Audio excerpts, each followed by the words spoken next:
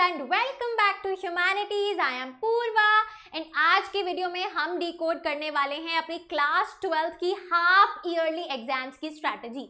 जी हाँ, सितंबर ऑनवर्ड सबके जो हैं एग्जाम्स शुरू हो जाएंगे। बहुत कंफ्यूजन है लेके क्या ये सच में इंपॉर्टेंट होते हैं, क्या इनके मार्क्स हमारे बोर्ड एग्जाम्स में जुड़ते हैं, हमें कैसे डील करना है, क्या माइंडसेट होना चाहिए और कैसे तैयारी करें। तो इस ऑल इन वन वीडियो में मैं सब कुछ आपको क्लियर कट बताने वाली हूँ।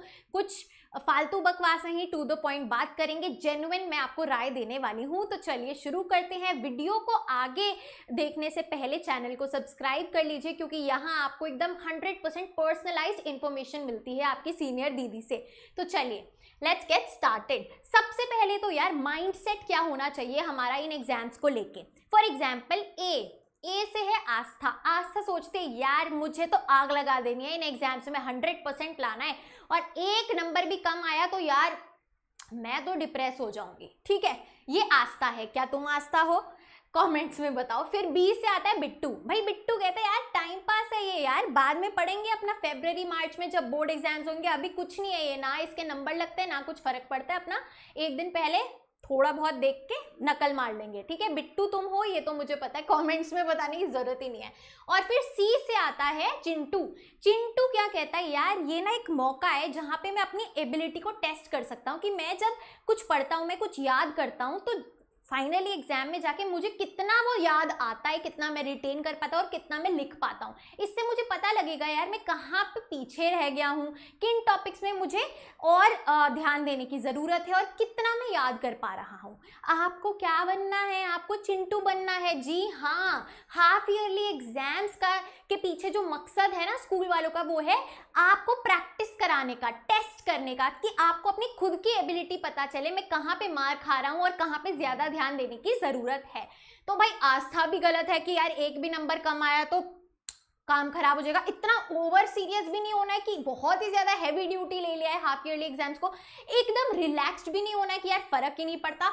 आपको चिंटू की तरह होना है, अपने आप पे इंप्रूवमेंट करनी है, अपने आप पे ध्यान देना है कि यार मैं खुद के लिए ये दे रहा हूँ।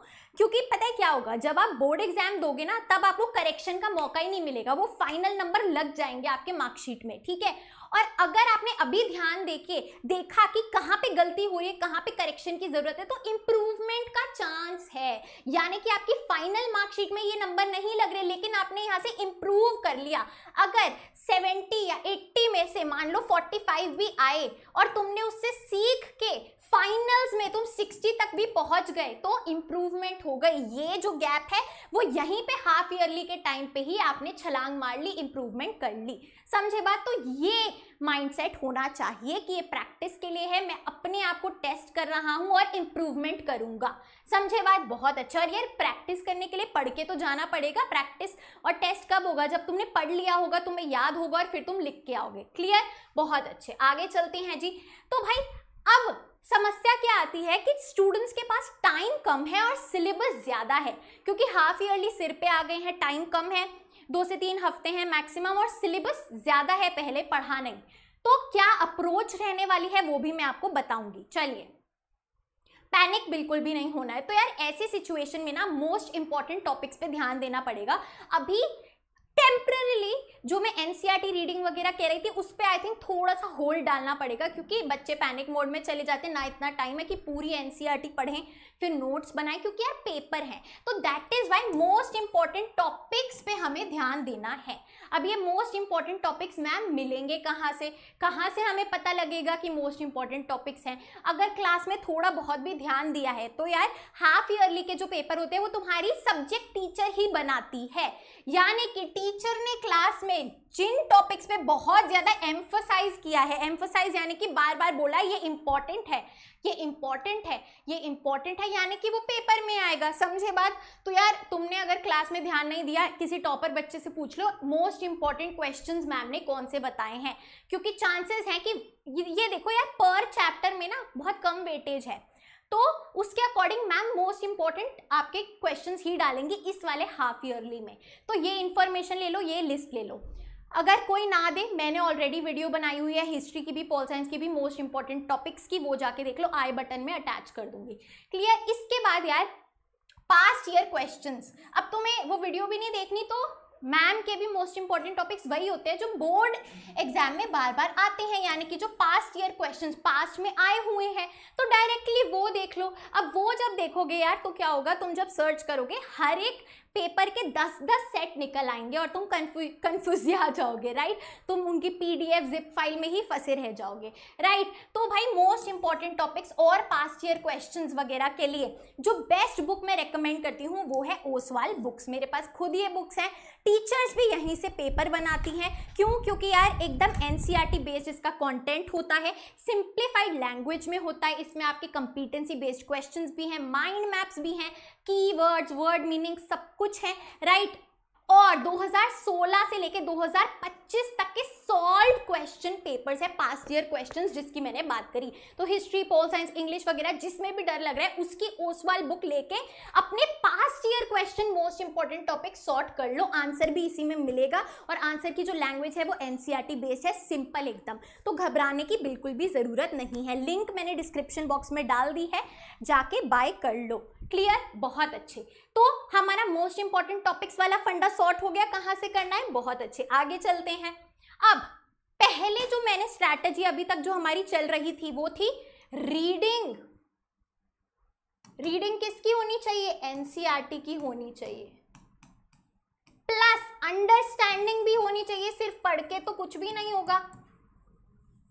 प्लस आपको नोट्स भी बनाने हैं। नोट्स भी मैंने दो तरीके के बताए थे, शॉर्ट और लॉन्ग, है ना, शॉर्ट और लॉन्ग। लेकिन अभी टेम्परेली जिसने यहां तक कर लिया उसकी तो बल्ले बल्ले है ही, उसको ये वीडियो देखने की जरूरत नहीं है, क्योंकि यार उसका हो रखा है सब कुछ। जो आलसी बच्चे हमारे बिट्टू जैसे रह गए उनको अभी इस चीज पे होल्ड डाल देना है, क्योंकि पेपर आ रहे हैं और इधर फोकस करना है। ये क्या है, अभी आपको चैप्टर के क्वेश्चन आंसर लगाने पड़ेंगे, ठीक है।